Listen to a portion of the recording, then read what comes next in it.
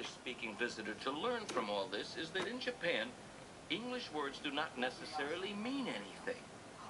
Adding to the confusion is the fact that even when English words do mean something, it may not be what you think. The Japanese are not big on saying things directly. Another way of putting this is, compared to the Japanese, the average American displays all the subtlety of Harpo hitting Zeppo with a dead chicken.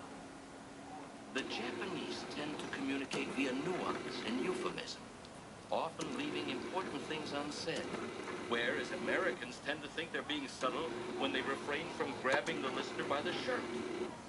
This difference in approach often leads to misunderstandings between the two cultures. One of the biggest problems, all the guy folks warn me about this, is that the Japanese are extremely reluctant to come right out and say no, a word they generally regard as impolite.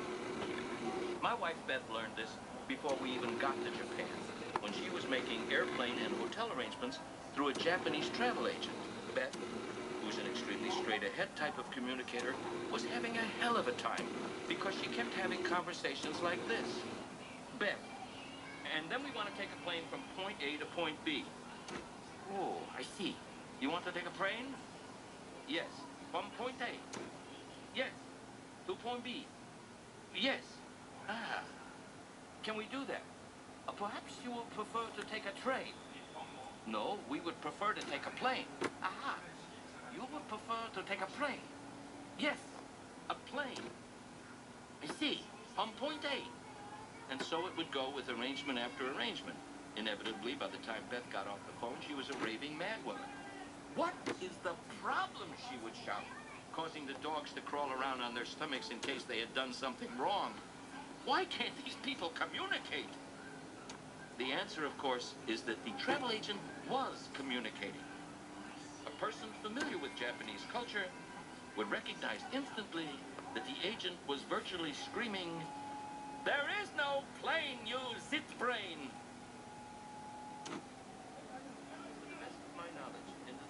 We traveled around Japan. Nobody ever told us we couldn't do anything.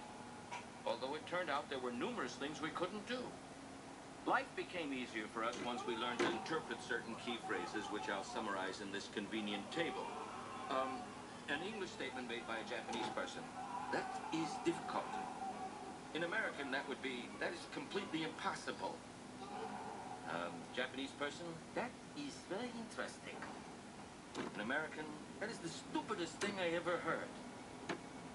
Japanese person, we will study your proposal. Actual meaning, we will feed your proposal to a goat. Before we left for Japan, I had several phone conversations with Hiroshi Ishikawa of the Foreign Press Center in Tokyo, who was very helpful in arranging interviews and interpreters, and whom I now consider a friend. In our first conversation, we had this exchange. Hiroshi, you are going to be here 3 weeks. Yes, I see. And you are going to write a book?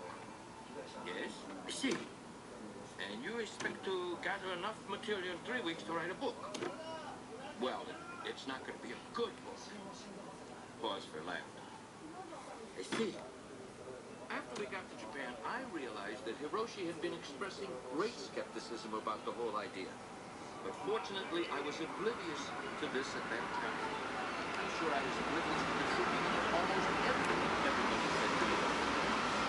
I'm frankly, Americans and Japanese ever communicate with each other about anything.